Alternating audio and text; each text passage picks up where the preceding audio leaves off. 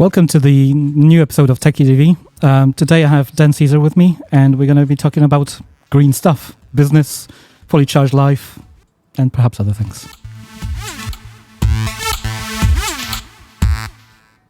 So Dan, introduce yourself and tell us briefly who you are for people who don't know, which I don't think people in the who are listening to this sort of podcast won't know, but in case there is somebody who doesn't know who you are. Well, thanks for having me on. It's really good to be doing this podcast, and nice to do it in person. I see you at shows, and we kind of cross paths all the time, but never get to spend any quality time together. So this is good. So yeah, I mean, my short thing is that I'm the CEO of the Fully Charged Show, which includes the Everything Electric exhibitions, 2 YouTube channels, a podcast, and we also about a year ago started a campaign against misinformation called Stop Burning Stuff. So all of that keeps me pretty occupied. But I'm kind of, I guess when I go to the live shows, people know who I am, but I don't think they do in the real world. We've still got a long way to go before we kind of get all of this out into the true mainstream. So we're very passionate about making that happen, but it takes time, like anything.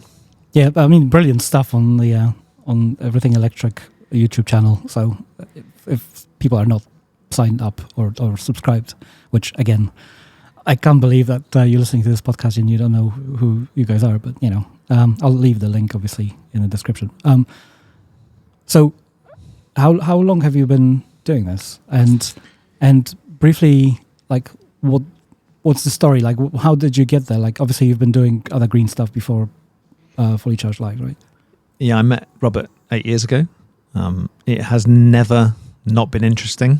It's really fun to work with Robert, and the market has been really incredible. We've had an amazing run of 8 years and hopefully many more years to come. But I actually started in the energy industry 21 years ago. And I came out of university, actually had an English degree for my sins. And I went into publishing, magazine publishing. And I found it fun. I found the whole principle of, creating content for an audience really interesting. But I didn't particularly enjoy the sector I was in. And then I got into the energy industry, and that changed suddenly. What I had, which most people have, is a very abstract relationship with energy. Power just arrives at your house. Yeah. Your gas comes through the pipes and comes into the boiler. I never gave it any thought. And when I got into that world and I started to see that for myself, that totally expanded my mind. And I got into heat pumps and solar very, very early on from in terms of this wider market. So about 2003, 2004, and then into batteries and battery EVs a few years later. And I've been, for my, do my best really to promote those amazing technologies ever since, really. And it's amazing how quickly things have changed and how slowly things have changed as well. I can see myself doing this for another 10, 15 years at least, and that's only, I wouldn't stop, but at some point I'm going to be too old to do it. But, the reality is that it's just an ongoing communications channel. All these technologies are fantastic, but for one reason or another, whether it's cost or accessibility or maybe misinformation, you're constantly trying to explain and persuade and entice people to come over and try these technologies, and that's a constant process that will continue for many years to come. I mean, I feel like I'm in a similar business, except I'm a software engineer by trade, so I've never actually done any media training. So if you have any notes for how to do this podcast better, I'll be happy to hear. But in all seriousness, so you've been doing energy stuff. Somebody asked Dan about hydrogen. What history Dan has with hydrogen, and what does he think about it today? Well, I mean, the one of our YouTube channels, the second one, is called Everything Electric, and the live shows are now called Everything Electric, and that's really inspired by the electrify everything kind of mantra that you'll hear electrification fans enthuse about the world over. And I believe it's possible to electrify almost everything. And there will be some edge cases where different technologies are required, but I'm very much of the camp that actually mostly everything can be done through electrification because it is everywhere already, I mean, there's plug sockets all around us. Yeah. For example, we've done some of the the hard work already. And obviously what you can do with electricity from things like wind and solar is obviously very, very easily, get energy from renewable resources. So I'm a big fan of that. But I've worked fairly extensively in the energy industry for 20 years and, probably about 14, 15 years before I even started working on Fully Charged. And part of one of my jobs was actually to be a director of communications at a fuel cell company. So I have worked in batteries and solar and heat pumps and obviously more recently EVs, but I did spend some time at the coalface looking at fuel cells in quite a lot of detail, writing, shareholder documents and press releases and being at the sort of the cutting edge of the fuel cell industry from a communications point of view. I have to say technically that's not my thing. I think I'm the kind of person, a bit like Robert, who likes to be able to break down complicated subjects and make them a bit more easy to understand. So inherently, I think the fuel cell is an incredible thing. But obviously there are some issues with it, and we've always said quite consistently, we just don't, we think it's a non-starter for cars. Yeah. And we think it's a non-starter for home heating. And then my heavy pushback against hydrogen was not so much that it couldn't fulfill some applications, but my worry was that by desperately clinging onto the fact that it might be viable for cars and homes, the hydrogen lobby was actually neglecting the applications where it could do well. It was fighting a war it was never going to win, weakening itself and perhaps undermining its own credibility. But there are areas where hydrogen can play a role as long as it is renewable hydrogen. But then you come to another problem, the cost of that, and you need significant quantities. And obviously there's a catch-22. You need demand first before you can, ramp up supply. So it has played out broadly as we expected so far. There's very few people now who will say hydrogen for cars with a straight face. And similarly, in the last year, the argument about hydrogen for heating in the UK has kind of collapsed. And I think that's right. I think, but if, there's any hydrogen fans, listening to the podcast, I'd say I'm a big fan of it as well. But, it's about using it for the right applications. So, yeah, we've been fairly opinionated and strident on that. But the one thing I would say, the best thing available is Michael Liebreich's fantastic hydrogen ladder, which actually breaks down hydrogen and the applications where he thinks it's a non-starter and those where he thinks it's applicable. And he's done various iterations of that hydrogen ladder, consulted with industry. He's super knowledgeable. He actually had one of the first hydrogen fuel cells, I think a solid oxide fuel cell in his house for his combined heat and power in his house years ago. So he knows what he's talking about, and that's a really, really good thing to look at if you're wondering where hydrogen can play a part and where it's probably not going to.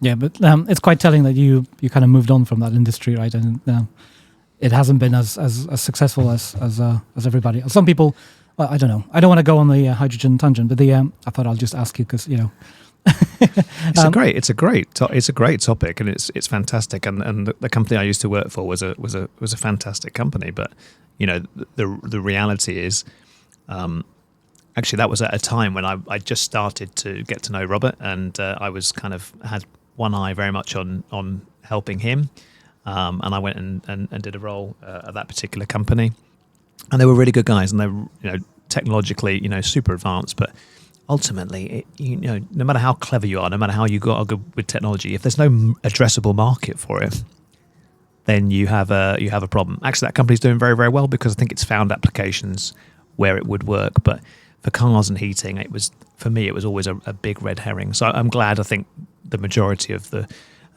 population have kind of realised now that actually hydrogen cars aren't going to come anytime soon, if at all. And for heating, it's just a non-starter. Yeah. So some of them actually got themselves EVs now, and others moved on to hate everything EV. But that's the world we live in. I don't want to go on a tangent, but my not late, because it's still alive. Lately, my bugbearing is, what's the saying? The thing that bugs me is when I go to Facebook or whatever social media and I see ads for, Ford and, all electric van. There will be emoji reactions, and loads of them will be like crying or laughing or annoyed. And I'm like, it's an ad for a car. Just stop being such a snowflake. And And I think some of these people are basically like, oh yeah, if I don't get a hydrogen, I'm going to be annoyed by everything and just like put my feet, and be resistant. Anyway, that's just absolute tangent. But so the cool thing you mentioned that I wanted to talk about next. I mean, if you want to talk about Fully Charged live and shows, that's great, because I think you've done a fantastic job. Like Robert was learning the channel, and I started actually watching his channel when it started. However many years ago it was, but it was a fairly small production. But I think you were responsible for actually making it a big thing that it is now, right? Well, I mean, I've been consistent about this. We're standing on Robert's shoulders. There's no two ways around it. What he built was incredible. I met him and I said, you've done it. You've cracked it, because frankly, we need to take these communications to normal people. Yeah. I've been working in industry, and we all went to industry events, and we'd all go, isn't solar great? Isn't batteries great? Aren't electric cars great? We'd all go, yeah, they're great. And inside was this kind of longing from me. So we've got to take it out to the public. How do we do that? And Robert had already started that. He'd ploughed his time, his investment, his reputation into starting Fully Charged. And we have a laugh sometimes, because I think we were on about 60,000 subscribers when I came in. And obviously it's grown quite a bit since then. But 95% of the credit goes to him. And then I'm not even taking the other 5%. There's our team, that have built upon what he started. And so from our perspective, when I came in, I said, it's amazing what you've done. The quality is like televisual, because he had a television background. He had television sensibilities. So he was not just sitting behind a desk and presenting stuff. Nothing wrong with that, by the way. He was producing stuff which could have passed off for real TV. And with the advent of better camera technology, he was able to do stuff much more cheaply. And I was just awestruck. And I just said, well, how big's your team? How does this work? I was just genuinely, I wasn't even angling for a role. I was just genuinely interested. And he basically almost started crying and said, it's me and one camera guy, and someone else helps occasionally. And I've ploughed money into it. I don't make money out of it. And, I shared the same passion as him. I said, well, I think I can be the other bit that you're missing. I think I can help to turn it into a business. We, turn it from pirates into Navy. And that's hard for the audience sometimes, I think, because we've been, an insurgent, and we have to become a business. And I feel sad about that in some ways as well. We would love to be the people, sort of the rebels shouting on the sideline, but obviously we can, I think, move more people into EVs, into these technologies, if we're part of the broader industry. And so, yeah, the first thing was an event, Fully Charged Live, back in Silverstone in 2018. And I just worked in the bottom of my garden to get that going. I have an office, by the way, and sit in the corner of my garden. And I remember it was a real slog to get people to realise what it could become. And yeah, sort of winding forward a few years, it's been an incredible ride. And I think there's a lot more we can do. And I think we're improving what we do all the time. But yeah, I mean, Robert is I think most people know. If anyone's in doubt, he is pretty much the loveliest person you could ever meet. So generous and so humble. And so it's been real pleasure to work with him, for him, and hopefully add something over time. And I'm not trying to be humble. I just think he did the hardest bit. And we've been able to capitalize on that. I mean, he's a great communicator, right? He's got a bit of a silly side to him, but he's also trying to ask serious questions, and he's got a very good presenting style. Which, as an engineer, I like the facts and dry, to the point. Mucking about. It's always nice to watch somebody who can be a bit, bit fun about it. And I hope to learn to, because I got that side of me as well, but I can't do that on a podcast. He's really, really funny, and he's really good communicator, as you say. He kind of makes. I love engineering.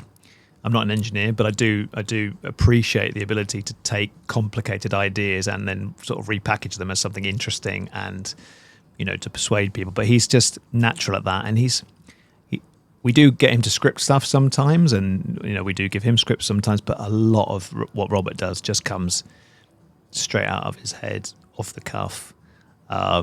He's just a brilliant communicator and very, very passionate. And curious, really, really curious. And I think so. A lot of the long-term fans have followed that journey of curiosity over many years, and it's been, yeah, it's been. I love watching Robert to this day, and our audience too as well. But as you know, we've got lots of different presenters now as we try and scale up our business in terms of the number of episodes and also globally as well. Yeah, I mean, it's great stuff. We're going to take a short break, and then afterwards we're going to talk about some business stuff. Business.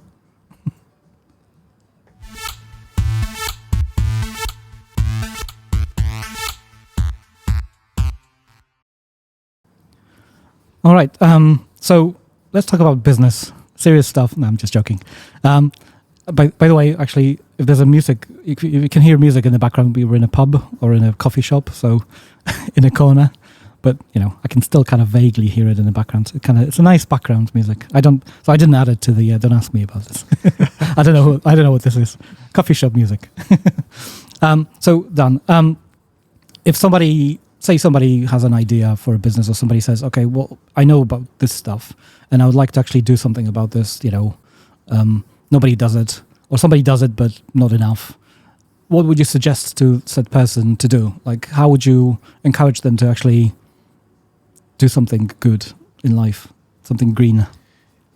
Well, I think from my perspective, I've always said I have the utmost respect for engineers, and I have the utmost respect for people who work in the automotive industry, for example, because that is competitive, getting ever more competitive all the time, and doesn't need any more entrants. I don't think anyone's probably listening to your podcast thinking I'll start a car company. The bar to entry is extremely high, and the journey is long and very, very difficult. Really fascinated by what Tesla is doing at the moment and how Rivian are approaching things, for example. And Rivian, for its long, patient capital, are starting to make some real progress, for example.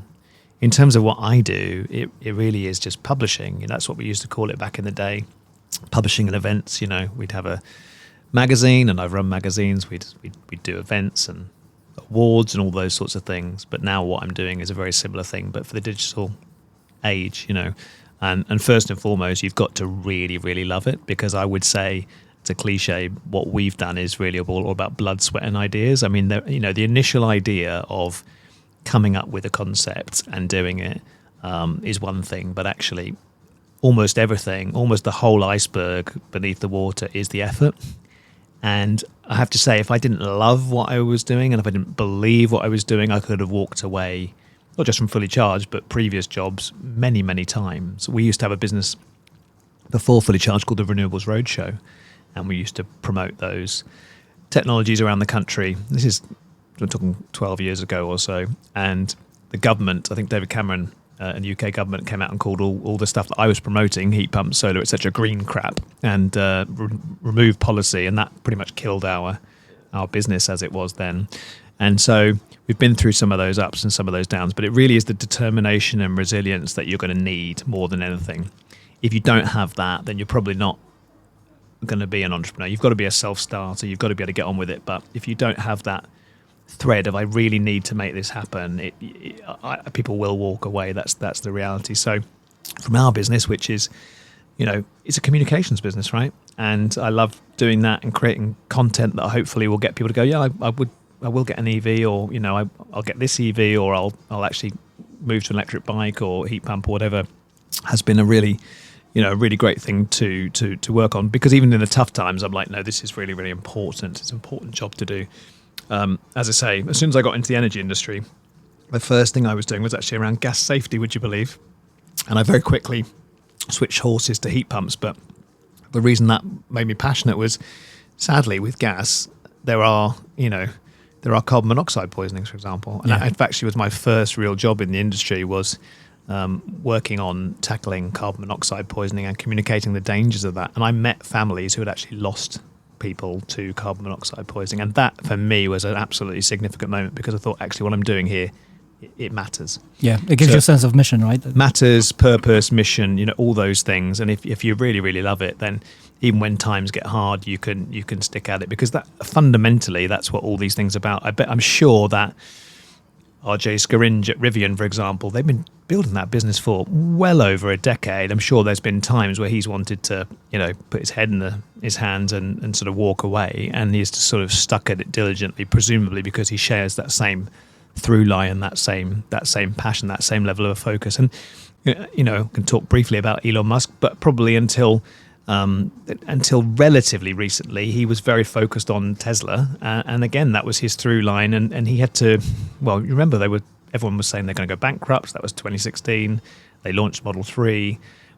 They had to build an extra tent on the side of the Fremont factory to build the Model 3s to the level. He didn't go home, and he focused on that, and that is really what it takes. So if you are looking to start something, you have to know that you can really fully commit to it, because otherwise it's very, very difficult to see it through, particularly in a new market where you're talking about emergent technologies.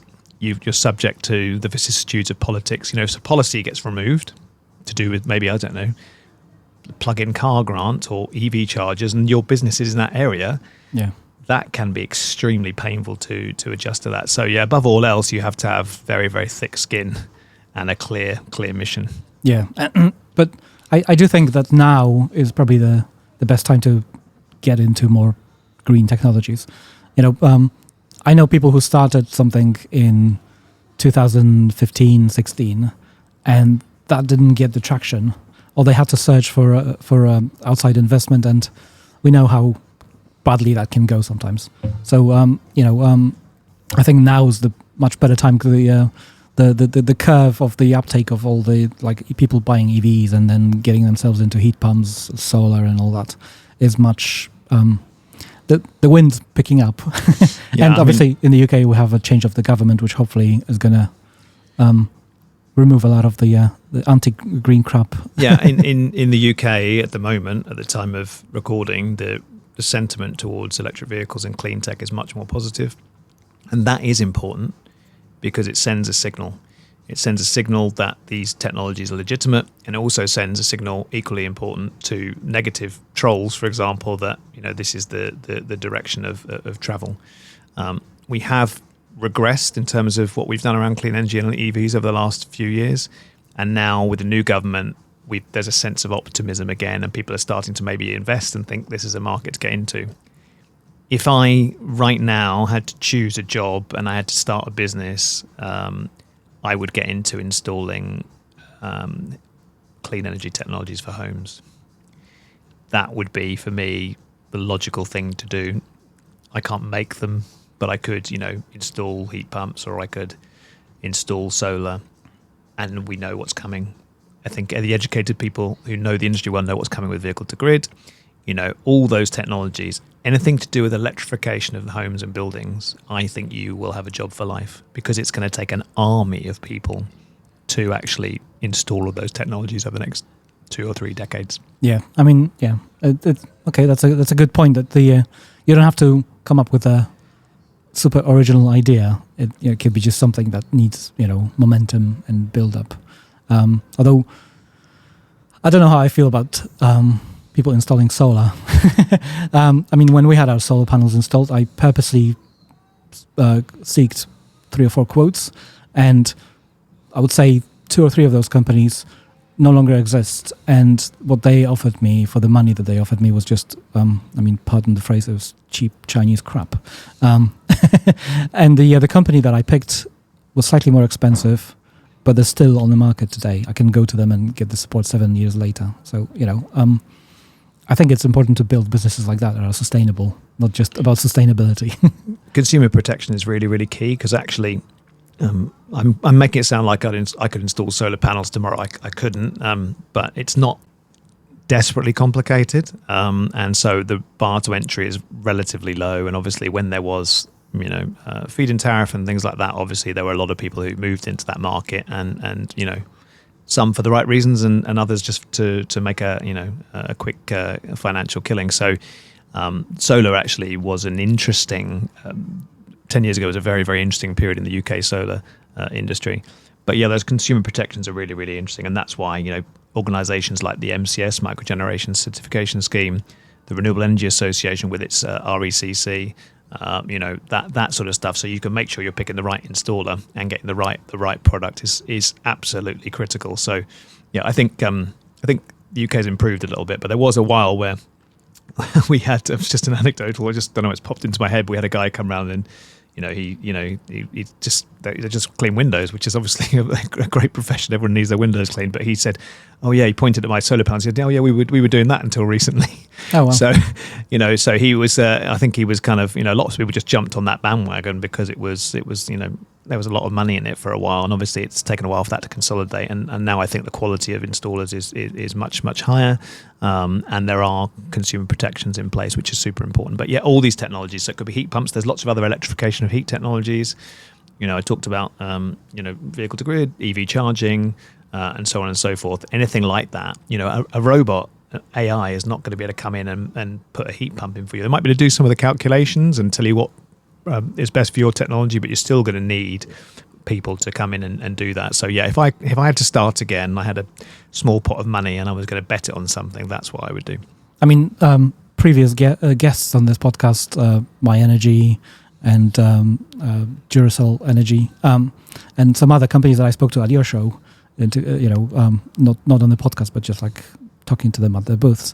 Everybody's trying to make their installations much easier to do for the installers themselves. To kind of minimize the support calls, but also to encourage people, I think, to become engineers who install things in the house or in businesses. So, I mean, that's a good point. I haven't thought about it. I thought, if somebody has a brilliant idea and they're not quite sure how to go about it, or they want to write another app.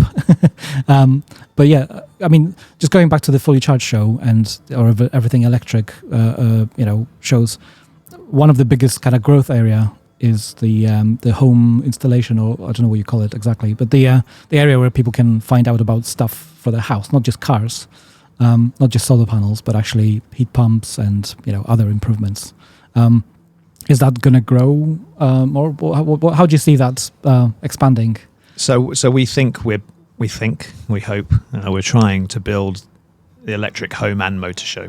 That's what the live events are designed to be. And from our perspective, initially we had a lot of traction with the car companies and some of the mobility, so maybe e-bikes and motorbikes and vans and things like that. But very early on, because home energy was my background and my passion, and Robert loved it as well, by the way, but very early on I said, this is the other side that we need. We need to do both, because so many people get solar panels and then they'll get an EV, or the other way around.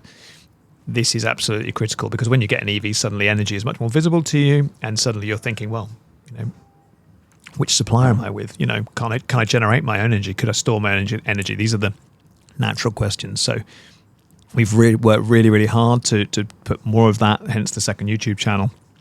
And also we envisaged the shows being probably half of it being home energy. And in some of the shows, we've had almost that already. So we're building that out. And I think, over time, you'll just see a really nice balance between electric vehicles, all shapes and sizes, and different home energy technologies too. And because we've called the shows now, the live shows, Everything Electric, we're actually finding some interesting benefits to that as well. Some appliance companies now thinking, oh, this is interesting. We've got energy efficient appliances. We had Stihl, the kind of the... I remember, yeah. The lawnmower guys on our show. They did really, really well because they've got new electric strimmers and mowers and all the rest of it. And what they're finding is that consumer who's buying an electric car might be quite interested in that sort of thing as well. So we had Starlink at our shows, so it's bringing in slightly broader audience as well as a broader kind of exhibitor base. Interesting. The Stihl were actually quite nice. The in Harrogate, I actually walked past the booth a couple of times and spoke to the people, because some of the lawnmowers actually looked like the petrol lawnmowers, and I was like, should this be here? And they were like, no, it's everything you see here is electric. That was pretty cool. But speaking about MCS and all these, just going back to the businesses, because obviously Fully Charged show, I keep calling it Fully Charged show. It's Everything Electric show. I think I'll never Robert still does the same thing. It's just, it's been years, right? So it's very hard to rename things. How does the UK kind of perspective compare to Australia and Canada and the US? Do they have, if somebody's listening from the US or Canada or Australia and has the sort of bugbear about, doing something for the green business industry, with the stuff you said about consumer protection and stuff, translate very well there, or how do those countries compare to the UK? Well, the Australian market is the most switched on, I would say, pun intended. You know, it really is a very vibrant market. They've got so much solar there, it's crazy. And in fact, you know, energy providers are working out how to turn that off, or they want to put it into batteries. So they're pretty well switched on. We've got about 1 million solar rooftops in the UK. They've got 1 million in Queensland alone. Wow. And so it's quite common to have a solar rooftop and to have a battery as well. So Australia, very, very switched on. EV market is starting from a lower base there, but it's growing very fast. It's a really vibrant market. We've got one exhibition there in Sydney. We're looking to add a second in 2025, and we've got cities vying for that. So I think Australia is a good exemplar. We've got loads of wind here, whereas Australia's got loads of solar, but Canada, and where we operate in British Columbia and Vancouver, has got loads of hydro. So most places have got some sort of, you know, resource, or strong in some sort of resources. And what's really interesting in British Columbia is the huge percentage, the vast majority of electricity is coming from the hydroelectric dams around the province. So what, you know, better thing to do than to put that, you know, renewable energy, renewable electricity direct into the batteries and battery electric vehicles and heat pumps and so on and so forth. So that market's it's pretty sophisticated as well. And then America depends state by state. I'm sure I'm not going to surprise you to say that you know, you would get much more traction if you were to launch a home energy business in California than you were in Florida, for example. Not picking on Florida, but you would get much more immediate interest. And in America, I think the markets are a little bit less mature, certainly in particular states. But generally, we see the same direction of travel in all. It's just, you know, the future is here. It's not always evenly distributed. We say that quite a lot. And, you know, America, bizarrely, is actually, in some of these technologies, is actually a bit behind, which, to the fury of many Americans, and often a lot of the people you might encounter online who are quite anti-EV are often Americans, because they see a lower proportion of EVs rolling around there and a higher proportion of plug-in hybrids, for example. So some of the most virulent anti-EV sentiment we see comes from America. Yeah, probably not California either, to be fair, but other states. And obviously that could get a little bit worse before it gets better with the presidential election coming up in a couple of months. Yeah, we'll see how that goes. I'm not going to speculate, but, you know, that'll be interesting. So we're coming up on time, but last question I want to ask. So again, going back to business and everything electric, you guys had a fundraiser recently, right? How did that go, and what is the future of everything electric? I mean, somebody asked me to ask you, said, is everything electric going to sell to a major TV broadcaster, or are they going to stay independent? You know, some people are worried basically because they love what you guys do. So how did that go? What is the future? And, you know, what can you tell us?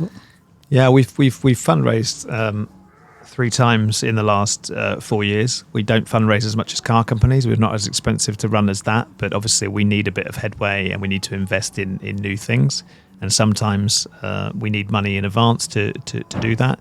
The events business has been quite profitable, but most of the events are in their first, second, third year. So actually the real win comes when they get into their 4th, 5th, 6th year, when they become more mature. So we've just crowdfunded before COVID, thank goodness, because we didn't get to run an event for 23 months. So that was fortuitous.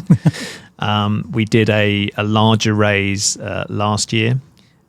So we could adjust what we were doing internally. We could move into more areas. We could bring in a chief commercial officer, and that's been very successful. And then we just did a little top-up raise this summer. At the end of last year, I was so shattered after doing 5 events around the world. I kind of collapsed in December, and we finished our last raise slightly early. So we just did a little top-up this summer. But the reality is that from our perspective, we see big growth in the exhibition business. Obviously, we want the YouTube bit to grow. That's the core. That's the beating heart of the show. But the exhibition business, we see that we will go from 5 exhibitions a year globally this year to 10 a year by 2030. That's a big endeavor. And then we also think we might be able to license events out to other places that, I'm not going to say that we don't want to go there, Greg, but places that we are less well equipped to run shows in. Yeah, you want somebody local who actually knows local. Obviously, language is a big culture is a big factor. But then beyond that, we still have ambitions of actually, being on a streaming platform. There's things that we could do with e-commerce. The list of things that we could do goes on and on and on. The hardest thing with the business has obviously been, if you don't have huge financial headroom, is if you've got, if you've only got sort of 12 months runway, for example, you might not make the best strategic decisions. So we certainly will be looking for opportunities where we can have more headroom in the future, which may mean logically that someone bigger comes in to invest in the business in a much bigger capacity, whether that's as an investor or as someone who wants to acquire us, is unknown at this point in time. One thing I can say is that from my perspective, Rob and I are absolutely committed in the long term. And if we were to get to the point where someone was going to come in and invest heavily, it would have to be on the right terms and the right people. How many times have we all seen businesses be scooped up by bigger entities and then the business has failed because the founder or the founders weren't involved, or similarly because maybe the intentions of the purchasing company weren't pure? We've seen that in our own sector. I'm not going to name names, but we've definitely seen companies sort of hoovered up and then you don't really hear about them again. That would be a huge shame, having put 14 years effort into this. Robert and I, Robert's slightly older than I am, but Robert and I are very happy to put in another 10, 15 years minimum. And from my perspective, the potential for what we have is huge and still largely untapped. I mean, I'm not going to go. We don't have time for me to moan about the how badly some financial investment companies can, destroy businesses or squeeze everything out of them, like to their own, not even in their own benefit, in my opinion. But hey ho. Anything you want to announce? Obviously there's fully charged shows. Keep on doing this. Everything electric shows coming up. I think there's one in Vancouver, but there's ones in the UK. Anything else happening in 2024?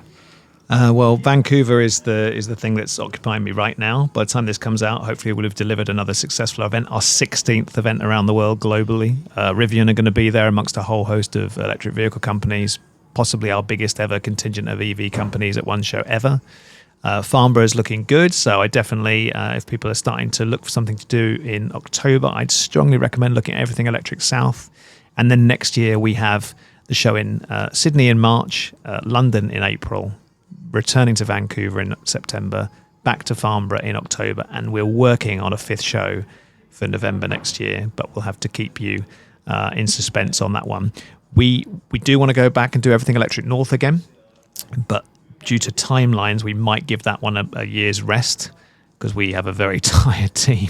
So we have to kind of take that into account. But we've loved doing that show as well. We've obviously done Amsterdam in the past. We've done the US.